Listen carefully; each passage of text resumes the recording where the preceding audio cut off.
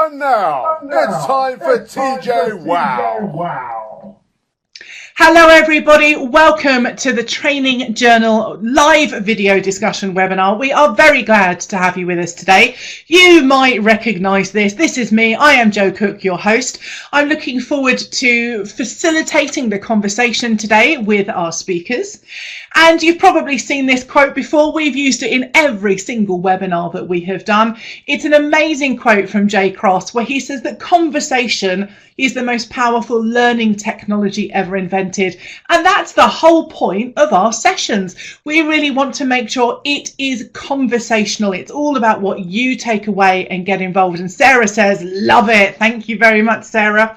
You can use chat to get involved with each other, have a chat. And as you've seen Sarah has done, what you can actually go and do if you want to is go and change your name to be your Twitter handle. So you can go and do that if you want to. I'll just paste some instructions in there for you. And you can go and find people on Twitter and go and tweet if you want to on #TJWow. We'd love you to have that as part of the conversation. Jamie, just look at the instructions I've put there in pink and you'll be able to go and do the same thing. We've also got a question pod at the bottom of the screen. Please go and put your questions in there. The chat often gets very busy. And whilst I will do my best to keep an eye on it, if you have a question specifically for our speakers, please pop it in there and I will go and ask them. So we've got Twitter. Go and share your Twitter handles if you want to. Go and share some learning nuggets on #TJWow. Our session is being recorded. You can always go and find all of our recordings. And of course, you can register for the next webinar that we have coming up. And if you want to continue the conversation afterwards, there's our LinkedIn group. There is so much going on here. So I am going to move swiftly on to our main screen for our speakers, because we've got two wonderful, lovely people with us that I've had the pleasure of knowing for a little while and having chats with. Sukh Pabial is from Reed Business Information and Linbert Spencer from the Centre of Inclusive Leadership. And we're going to bring them on screen on video. They've been waiting in the wings very quietly. So let me bring them on screen now and we can start having some conversations with them and their gorgeous smiling faces. Here we go. Let me see if I can get those videos nice and big. So let's come to Linbert first and then Sukh. Linbert, let's get you unmuted. And Linbert, can you tell us just very briefly, who are you? What do you do? Well, I'm the one of the directors, one of the founding directors of the Centre for Inclusive Leadership. And we pretty much do what it says on the tin.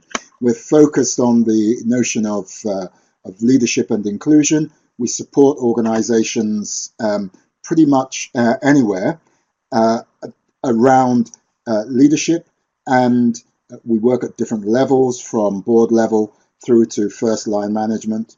And I suppose our mantra is that the answer is inclusion.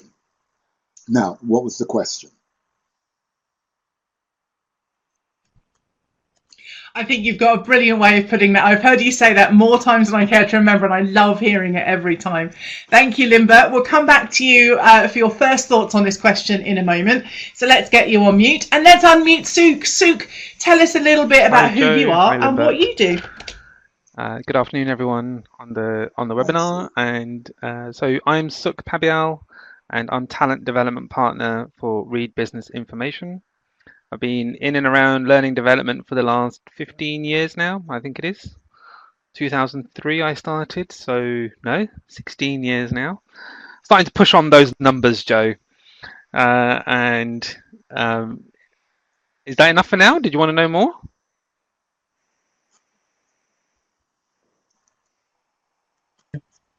We're interested in everything you've got to say, Sukh. That's so if you've got a little bit more of a nugget to share about who you are, please do. You're just teasing us, that's all you're doing. So then let's have a chat about this opening question that we've got, because it's a big one and it's a challenging one, and we're all here and interested in it.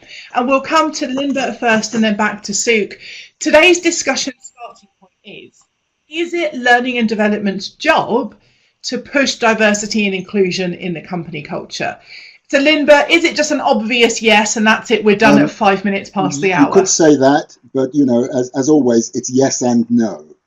And I think one of the things that I would say in terms of, quotes, the job of learning and development is I think it's the job of learning and development to help people understand what diversity and inclusion is and how they can add value to an organization. Sadly, in most organizations that I've been involved with over the last years, which goes back literally to the last century, that's a scary thought. The understanding for me that people have around the difference between diversity and inclusion is not good. So if learning and development departments can begin to support organizations to understand, even at a very basic level, that diversity is simply about difference, and that inclusion ultimately is the thing that enables diversity to add value, that would take us, in my view, a long way down the road. And if we want to get really sophisticated around this, then we get to the point where I think people begin to understand that inclusion is an emotion and not simply getting more people involved in a room or in an organization or having equality in numbers at different levels of the hierarchy. So I mean that would be my opening gambit really around the yes, it is their job, but they need to understand their job.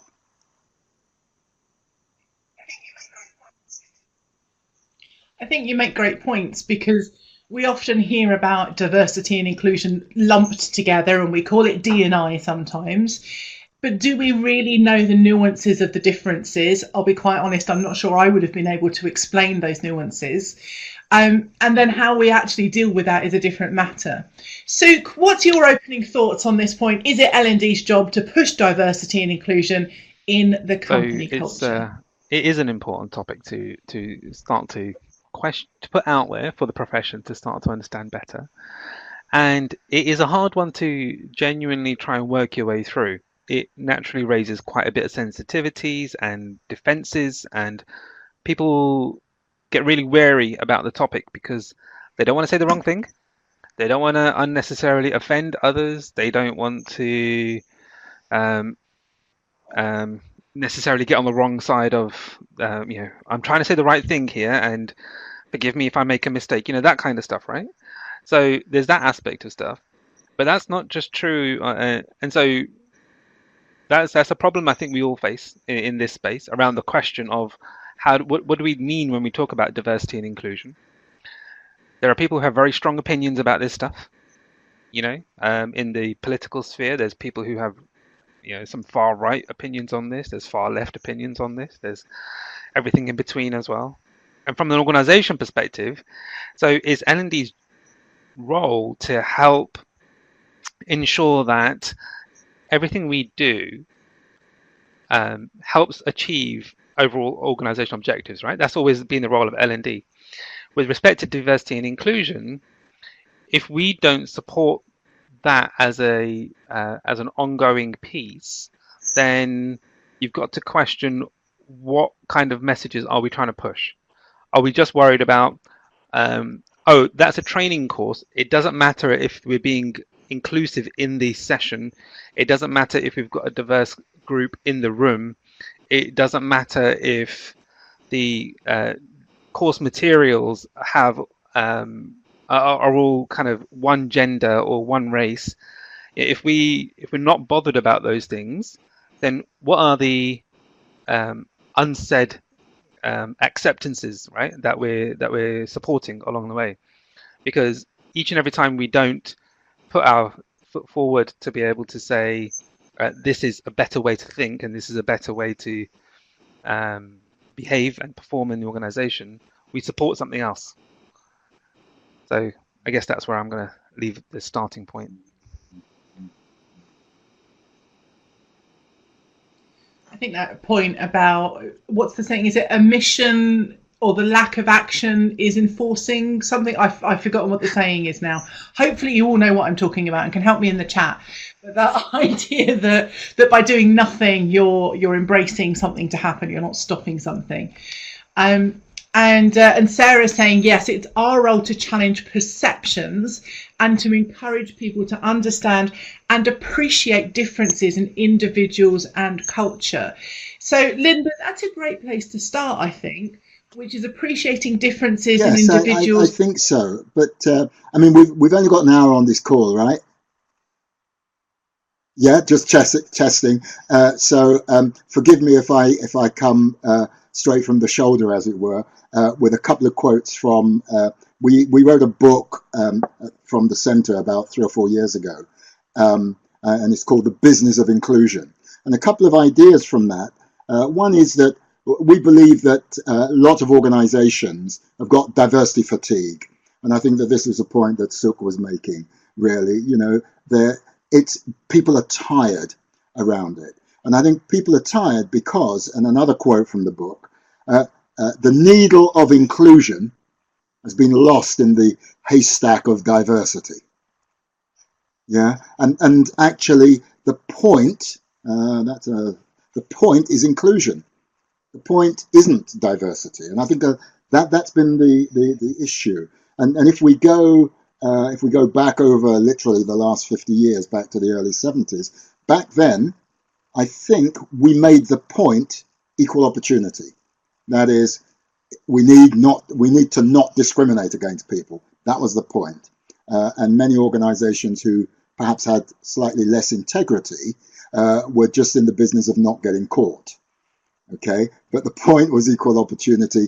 In the 90s and 2000s, and perhaps even now for many organizations, the point has become diversity. And then we've added inclusion, but in adding inclusion, I think a lot of people have made the point of inclusion just to go wider than the 9 protected characteristics. Whereas even if you've only got a bunch of white, middle-aged, middle-class men in your team, the extent to which they do not feel respected, valued, safe, trusted, have a sense of well-being and able to be their best self and do their best work, that is, the extent to which they don't feel included is the extent to which you will not get quality work. So for us, the whole point is about performance ultimately. It's not simply about looking good or having more different people. We think more different people will add value, but only if they feel included.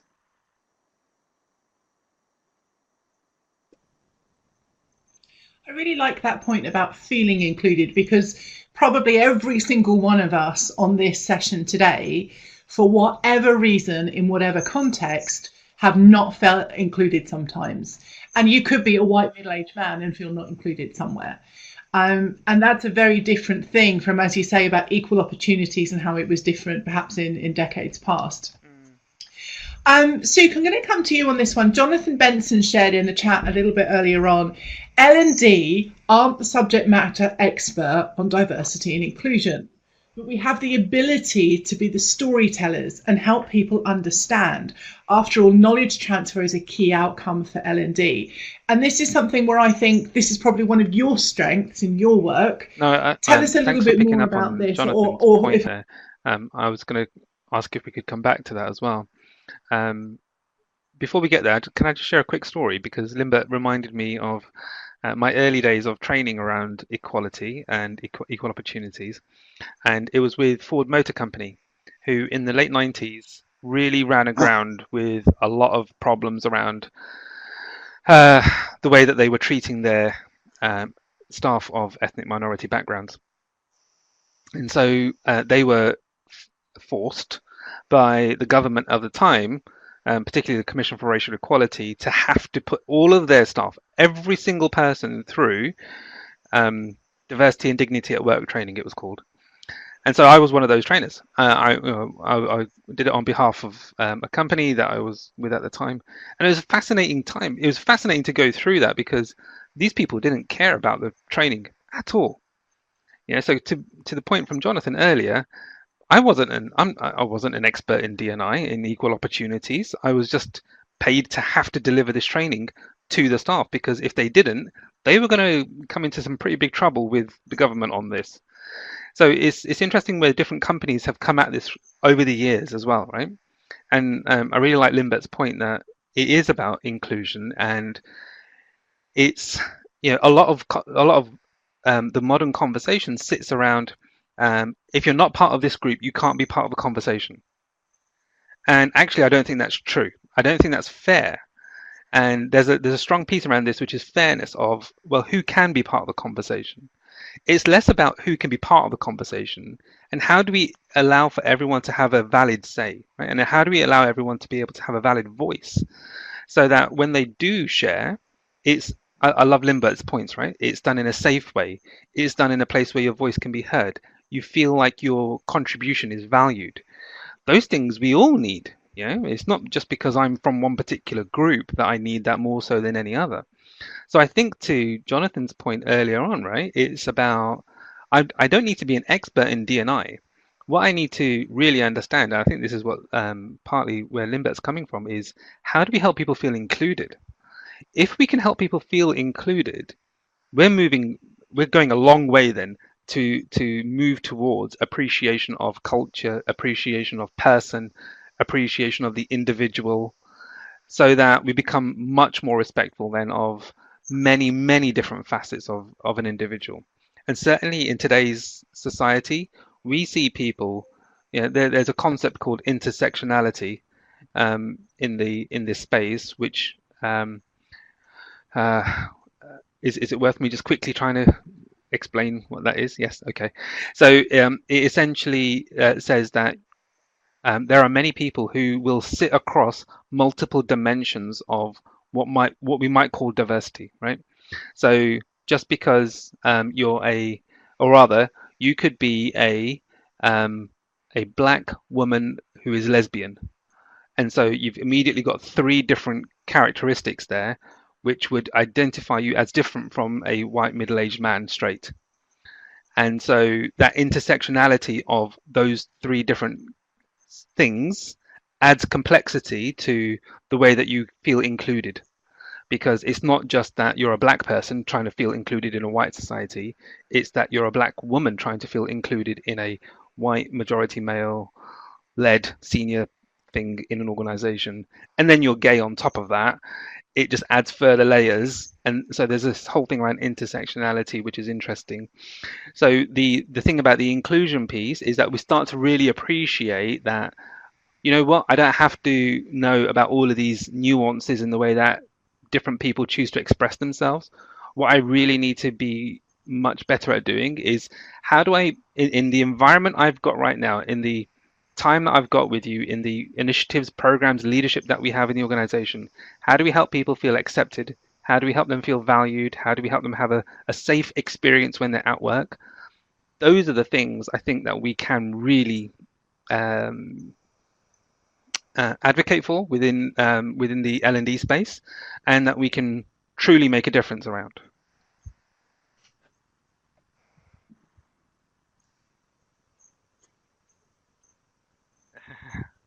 Loving that, Sukh. Thank you. And Sarah has said, I've never heard of this before. I can hear the enthusiasm. Yeah, I think it's very interesting, because Linbert, what's your take on this area? The whole thing needs to have a paradigm shift from the conversation that's essentially about equality and diversity, or diversity on its own, to a conversation that is about inclusion. Because even if we take intersectionality, the way in which those who have developed and drive this this new expression, it's not a new concept, but this new expression forward, is, for me, fairly narrow, because it focuses on the protected characteristics primarily. So it's still focusing on what I would say is some of them, as opposed to all of us. Because actually, intersectionality impacts every single person on the planet. right? Yet it is kind of addressed around this agenda as though it only relates to those who have a protected characteristics, which still, incidentally, affects every single person in the UK, right? We are all covered by those. So we all have protected characteristics. But what we often end up with is a situation from a paradigm, as I call it, from the equal opportunity stroke diversity space, which almost always focuses on some of them, those who are excluded, and those who have then power and resource or influence almost always think that the agenda is not about them. Whereas I think if we come at it from the notion of inclusion is about all of us, you create a different paradigm. It just changes the notion. I'm going to be slightly controversial and suggest that maybe we need to stop celebrating diversity in different cultures and start managing inclusion. Well, we have all sorts of events in organizations that are designed to celebrate particular aspects of diversity or different cultures. We have very little, if any, events or processes that enable us to get better at managing inclusion, either our own or the inclusion of others. And I think that if we, let's not stop. I mean, I'm being slightly over the top there, but let's rebalance. Let's put some of the resource that we put as organizations into celebrating diversity into managing inclusion. And what does that mean? You know, how can we enable people to feel respected, valued, safe? Because the opposite of being discriminated against, sadly, is not feeling included. Okay, so just because I'm not being discriminated against does not mean to say I feel included. Yeah. So that's very true, and I really like that definition, or not definition, differentiation that you're making between those 2 points. And Elaine is saying, yes, yes, yes, celebrating diversity only emphasizes differences, not commonality. And I completely get that. But Rachel has asked, and I was going to ask this as well, so I'm with you, Rachel. Could you give some practical examples of this? Because if we've got a day at work that celebrates, I don't know, International African Day, or we've got vegan lunch work day, or whatever those things are, that's really good for opening up people's understanding of those other cultures and what's different and or what could be similar, what actually is okay and we didn't realize it, and educating us. So then how can we do something that's about inclusion? Well, some of them what are those can practical be examples? very small. Because I'm a little bit lost with, on this. The, you know, a day for this or a day for that. If we're celebrating a particular day, yet we all use a nickname for somebody or for a group of individuals because we're finding their name difficult, what we're not doing is managing their inclusion. A very tiny example. Let's give up calling people by things that are not their name, even if they say to us, no, it's too difficult. Insist on trying to pronounce their names. Insist on using their names. Make it a commitment to actually engage with somebody about their name. I know that sounds really kind of almost banal, but I have seen people light up, literally light up, because somebody has used their proper name, their given name, instead of the name that has now been put upon them because the 2 or 3 syllables in another cultural context has proven too hard to say. And so it's a kind of paradox, isn't it? That we might be celebrating diversity on the one hand, yet to be fairly brutal about it, disrespecting the individual by saying, you know, but we're going to call you Fred.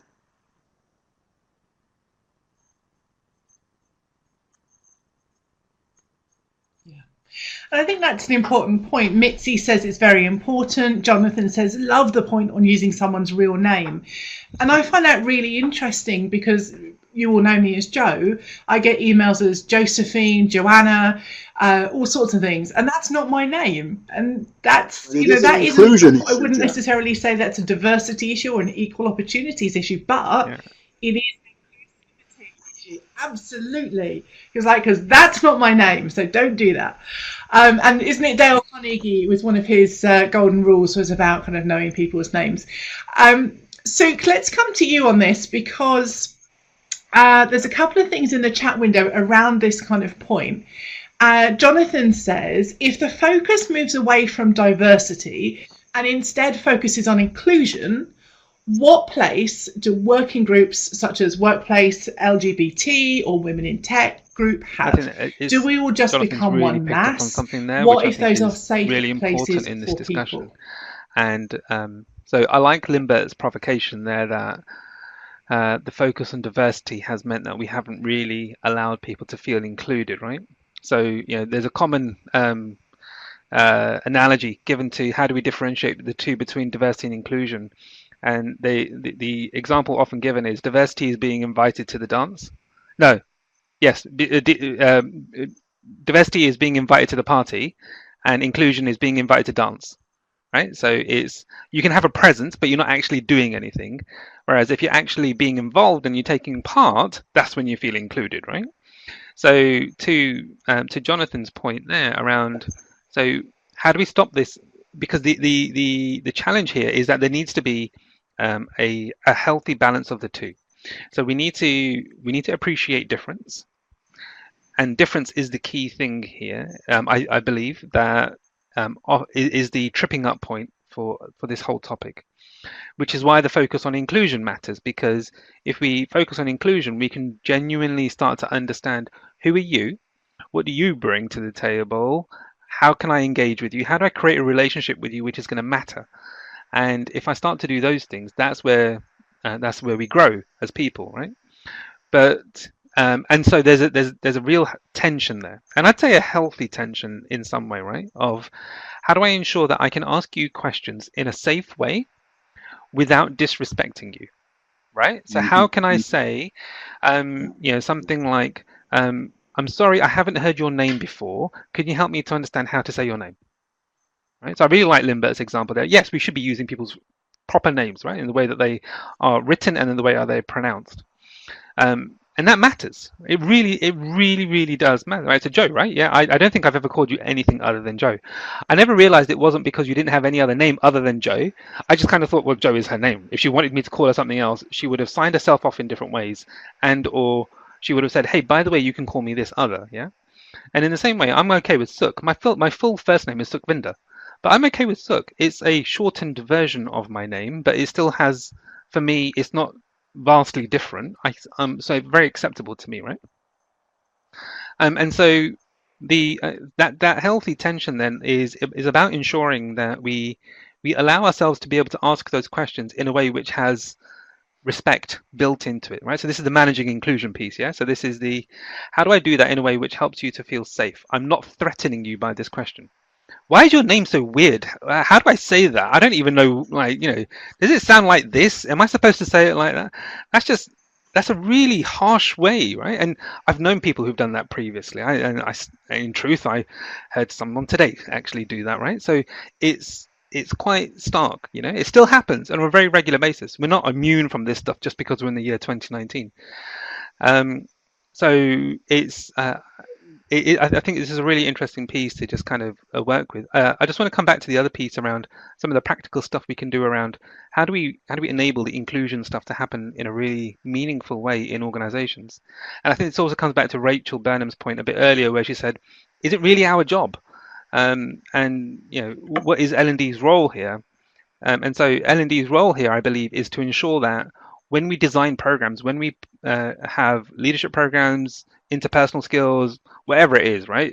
Virtual learning environments, that we ensure that the design behind them is as inclusive as it can be. If we do that, it attracts diversity, right? And this is, I think that's the interesting kind of piece there, is we might not assume that. Yeah, so if we call something a leadership program and we word it in a certain way, and we create materials of it in a certain way, and by a certain way, I'm going to say that we typically take examples of language that is used by kind of the stereotypical alpha male type approach, then you're going to attract a certain type of person to that program. If you're going to use images of mainly white men in leadership positions, and they are seen to do that in the images that you're using in the program, you're going to attract a certain type of person to want to be part of that program.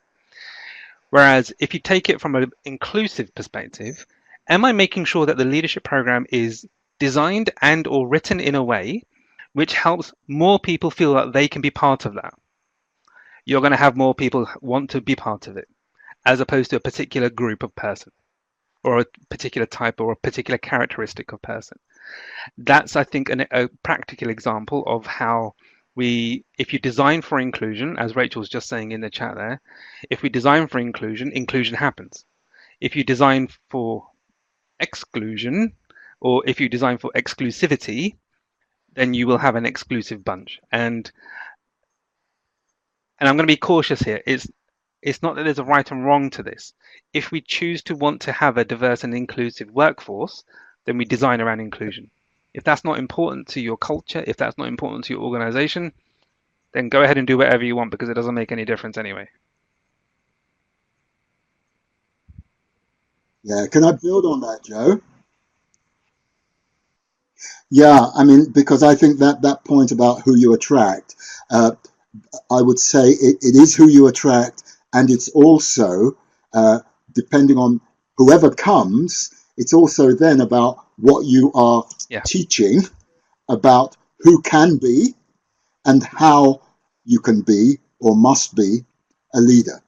So the not recognizing that those things are part and parcel of how you go about designing and delivering L&D is an issue, I think. I think Rachel's right. It's not just about L&D, but L&D practitioners are in a unique position of often having the leadership coming across your doorsteps, almost whether they like it or not, rather like going back to your time with Ford. Some of them are in the room because they have to be there. But it's a unique opportunity to nudge them towards an understanding of the value of inclusion. The other thing, can I add to the dance idea? Because given this audience, I would just love to be slightly, again, I'm on my provocative day now. Equal opportunity is being invited to the party.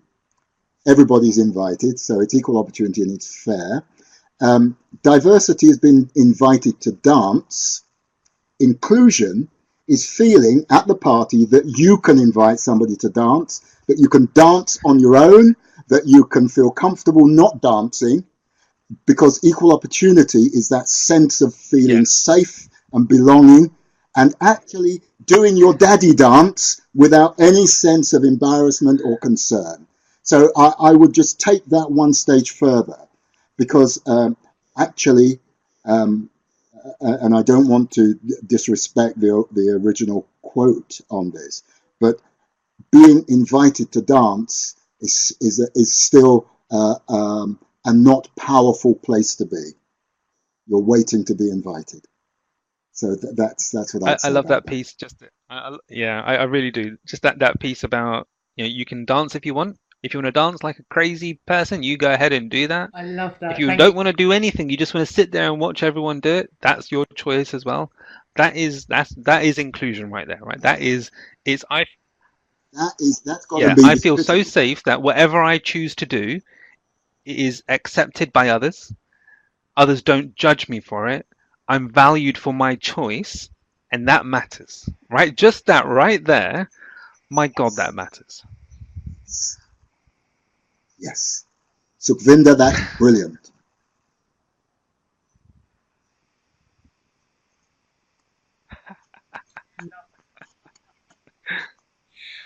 My other half runs a disco company and it's called Dad Dancing Aloud. So I think he's going for the inclusivity thing there.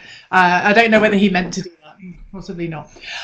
So we've got some great stuff going on there, and people, Gail says, love that extension to the analogy. Thank you, Linbert. And that sounds like my kind of party. Okay. So Linbert, I have got a question or a point from Rachel a little bit earlier on, and then I'm going to come to Sukh with a question from Pam. So, Linbert, Rachel commented earlier on about inclusion, and she says, so inclusion involves going deeper in... I think for me, I'm not sure I can tidy that up. What I would say is that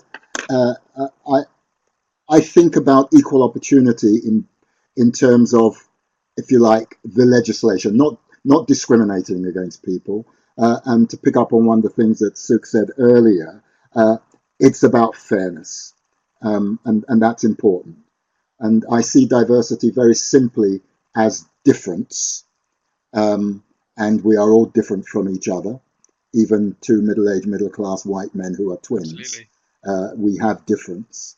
And I see inclusion as an emotion. And I think why organizations haven't made as much progress as they could on this is that it's seen as a thing to do as opposed to an emotion to generate. And if you shift it, if you literally shift into that space, then yes, it is very deep at one level, but it's also very simple in terms of what you do. And some of the things that you need to do, and over the last 20 plus years, our research has identified literally a handful of very specific and simple things. Some of them may surprise you, like saying hello to people when they come in, like letting them know that you're leaving, like giving them opportunities to take responsibility. And when you then peel that back, you can find that sometimes there's a lot of unconscious bias that is at play that causes some people to not be given responsibility rather than others. But it's the not being given responsibility that causes them to feel excluded, not necessarily because somebody has got some unconscious bias, if you see what I mean.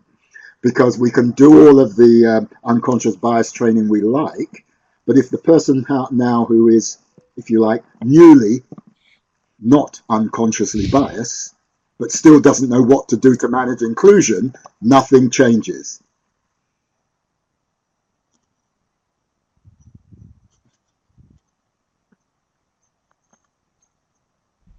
Oh, we're in a whole kind of minefield here. But that's a really nice point, Linbert, to bring me on to. So, Sukh, I wanted to come to you on this one to have a chat about this, because Pam gives this question, kind of two questions, but related, really. What impact do you feel unconscious bias has on inclusion, and would focusing on raising awareness on unconscious bias? What is unconscious bias? So, Sukh, first of all, in a nutshell, what is it? And then can we address this point from Pam? So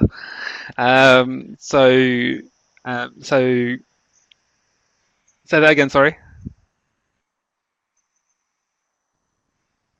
It's not. Right, yeah, well, so the challenge with a topic like unconscious bias, or rather the challenge with adding unconscious bias into this mix, is that it's an even more new terminology than inclusion is, right? So, I mean, Linbert's point around the kind of history of this, from equal ops to diversity to inclusion to now unconscious bias, there really is. I mean, and none of this is necessarily new. It's just the evolution of the language and how we keep on progressing from one concept to the next. And sometimes I think we haven't even dealt with the basics of this stuff, right? And we're getting more and more sophisticated with the language that we're having to use around a lot of this stuff. So when we do unconscious bias training, I think one of the challenges around it is that we have to accept that all we're doing is we're just letting people know that this happens in life. You can't escape it. You're still going to be biased as soon as you walk out of that classroom, or you've completed the webinar, or whatever it is that you're going through. You're still going to have the same level of bias against whatever things that you're biased against. That doesn't stop just because you've been made aware of, by the way, you have this thing, and it stops you from making objective decisions. That's just the natural part of who we are. We genuinely can't stop that stuff. What we can do is design our processes and design our decision making so that it is less impacted by our biases. That's the hard part, right? So when it comes to anything around inclusion and how do we ensure that our biases are not impacting it as much as they might do, I mean, there's a lot of complexity there, but the way we get around it is to be able to say, right, okay, so how do we design for these things so that inclusion happens? So I think it comes back to the previous point. If we design for inclusion, we mitigate the chance of bias impacting on what's happening next. Does it impact on this whole space? How do we change that? How do we help move that forward? It's a really tough one. It's a really tough one because, if you don't provide training on these things, then, I remember Donald Clark, and he wrote a piece around diversity training some years back, and it was a really provocative piece at the time. I think it probably still is, where essentially he went out and did a bit of a review on what does the literature say on diversity training and how effective it is. And essentially he came back and said it is highly ineffective. The reason, or rather, there are several reasons, but part of the reasons that unconscious bias training, diversity training, inclusion training tends to be ineffective is that we deal with things at a surface level. We don't deal with things at a structural level. We don't deal with things at a kind of infrastructure type level. We tend to deal with things at a very kind of, now you've had this training, go away and do better. Okay, that's just one aspect of stuff. What is genuinely needed thereafter is, right, we need to go away now and, like, if you're in a hospital and you are I don't know, you're trying to you're trying to figure out which patients receive the better level of care. You need to have a better system around evaluating who's receiving care in the first place. If you're in the police force and you're trying to understand who are the people who are being stopped on a more regular basis, you need to have better metrics around what that looks like in the first place at all. And then trying to understand, is there bias in the system, in the process itself? That's where inclusion makes a difference. That's where the training on this makes a difference, as opposed to, all right, you've done your training and now you are better.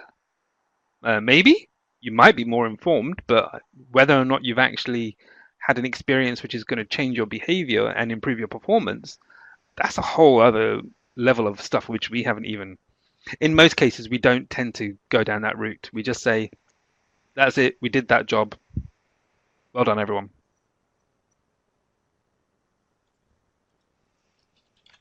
Yeah.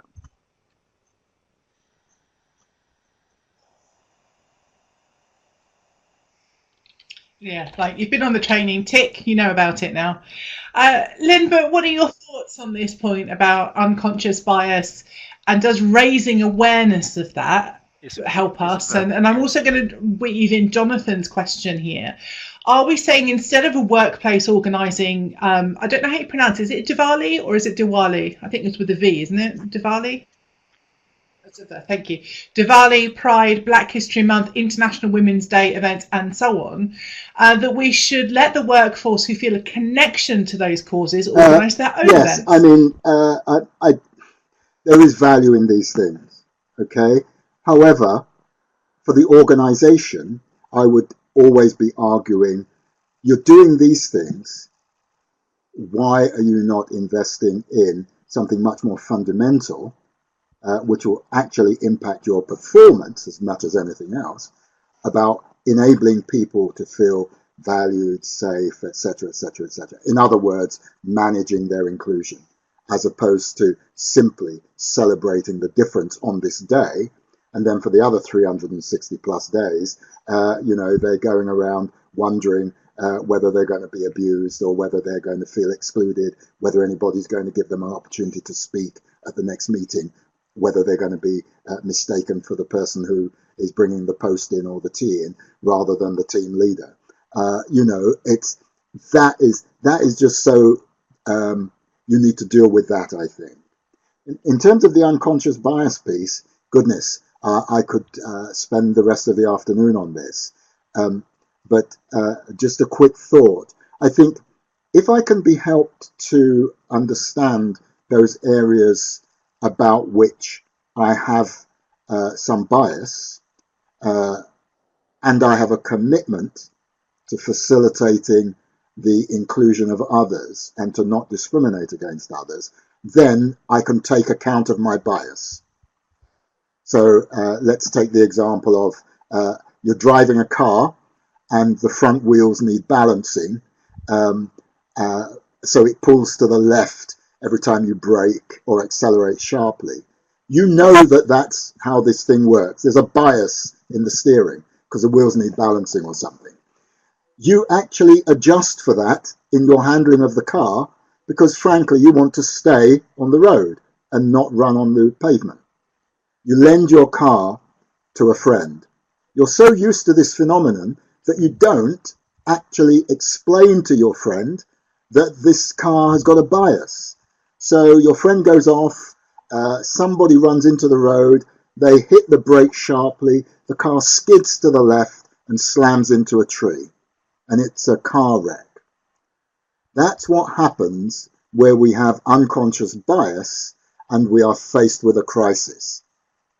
It might not be an everyday thing, you're not running into a tree every day.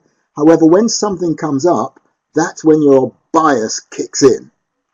And even if you're committed to staying on the road and you are engaged in something that's really focused, but you've got a bias, it'll kick in. And I think that that's something that we need to understand. A couple of ways that you can find out. How about asking people that you work with, that you're close to? And the question would be something like, to what extent do you experience me operating in a way that is biased or seems to be prejudicial or seems to be working out some stereotypes? And if you're serious, then listen to their answer, and more than listen, take some action. Another way, if you're a very reflective kind of practitioner, which I guess most people on this call will be by virtue of being on the call, after a day or a week, we would often ask ourselves, especially if something has not gone quite as well as we had hoped, how could we have done that differently? I guess that's something that we all ask ourselves, and we come up with an answer, and you can make some incremental changes. But what if we change the question and ask ourselves, what did I believe about that team, that individual, that group before I went into that event?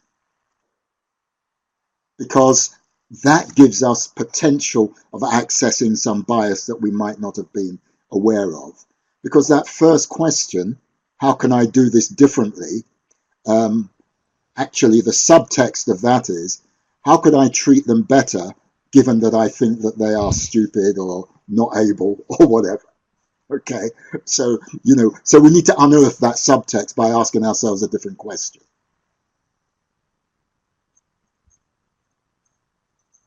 Yeah.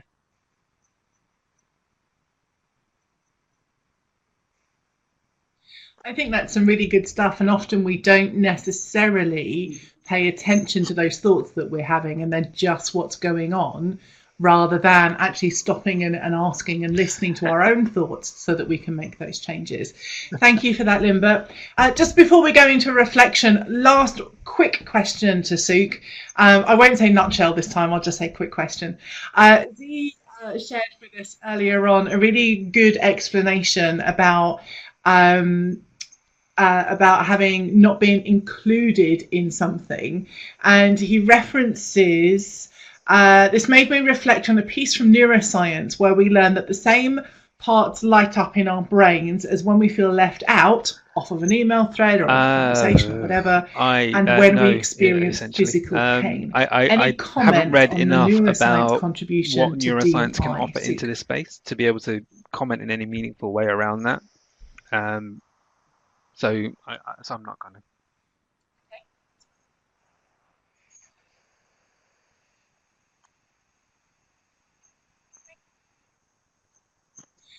And I think if Zee has shared that information, then that's really good. Yeah.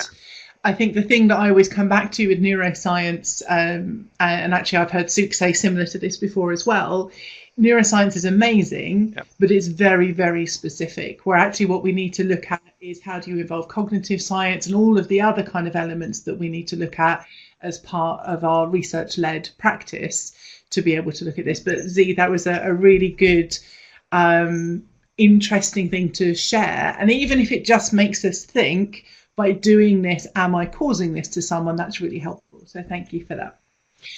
What we are going to do now is we're going to go into a reflection piece. So we still have Linbert and Sukh here. They're going to stay here and be chatting with us, but we are going to come off camera, so just wave a little visual goodbye and we'll go into our reflection.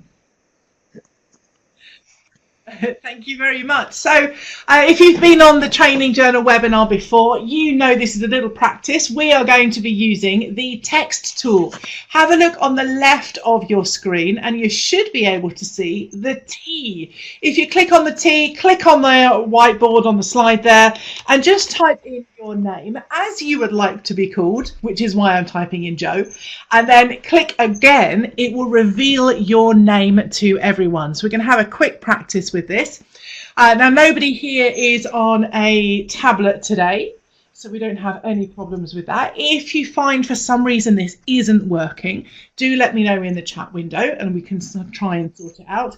And also, if you think actually this is complicated, I don't like it, you can use the chat window if you prefer. So either way is absolutely fine.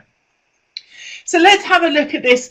I'd like to know, please, what is your action point from today? We've had a really great conversation with Linbert and Sukh and all of you involved. Great questions, great comments and great sharing. But what are you actually going to do after today? So use that.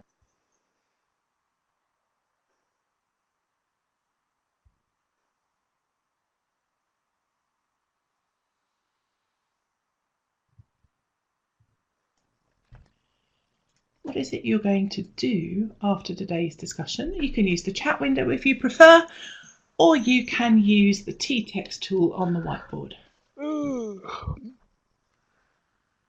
Excuse me. Oh, that was a big yawn there from someone. It's been a long day. Well, we're grateful that you are spending it with us.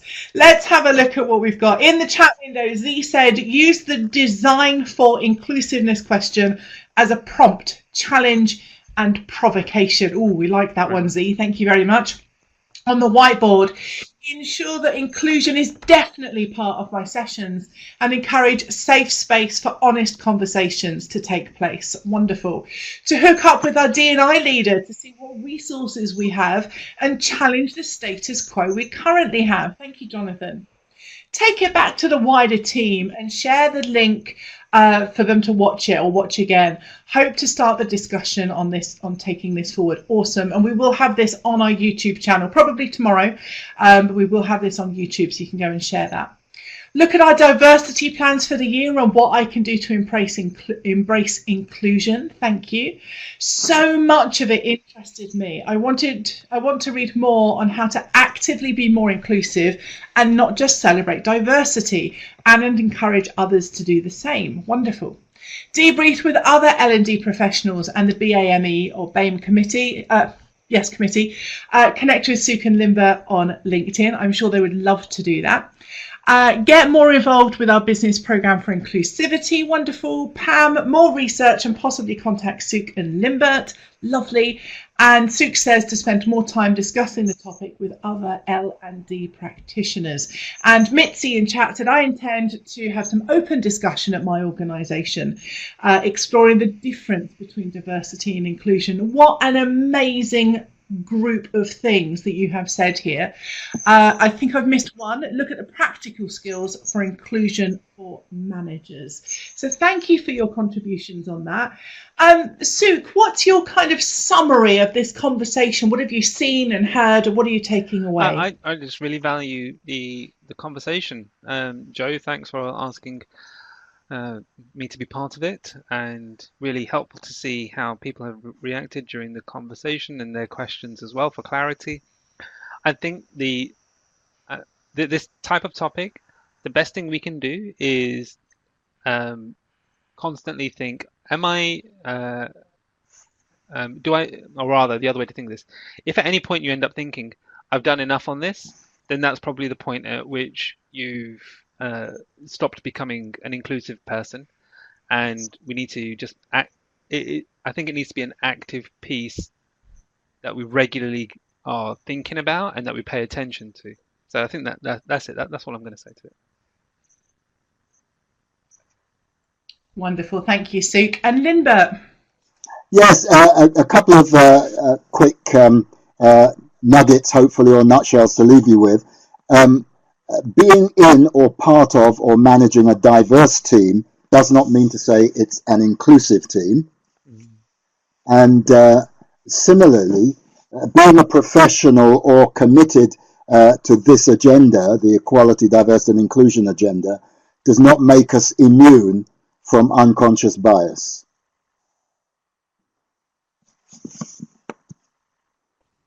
Wise words. Thank you so much, Linbert. Thank you to both of you. And that's kind of all we've got time for. Our hours always disappear really quickly. So I want to say a massive thank you to Sukh, and also a massive thank you to Linbert. You've been absolutely, I would say, inspirational on these topics. So thank you so much for coming along today.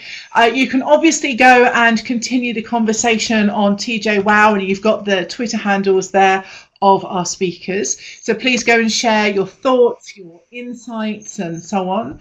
Our session will be available actually on our YouTube channel, and you will be able to go and have a look at that in the next day or two when we get that up there for you. And our next webinar is on a different topic. It's about us focusing on understanding the customer and looking at this about what can we learn from sales and how we can kind of work on things with them. So that's everything for today. I'd like to reiterate thank you to everybody in the chat and everybody who attended, because as always the conversation wouldn't be this without you, and you all know that we don't plan anything other than that very first opening question. And so to have a really in-depth and quality conversation like we do is really honestly all about the people that are here live. So you can include TJ, you can include Twitter, you can go onto our LinkedIn group if you want to continue this conversation. Hopefully we will see you in April for our Understanding the Customer webinar, and have a great day until then. Thank you and goodbye. Bye. Goodbye.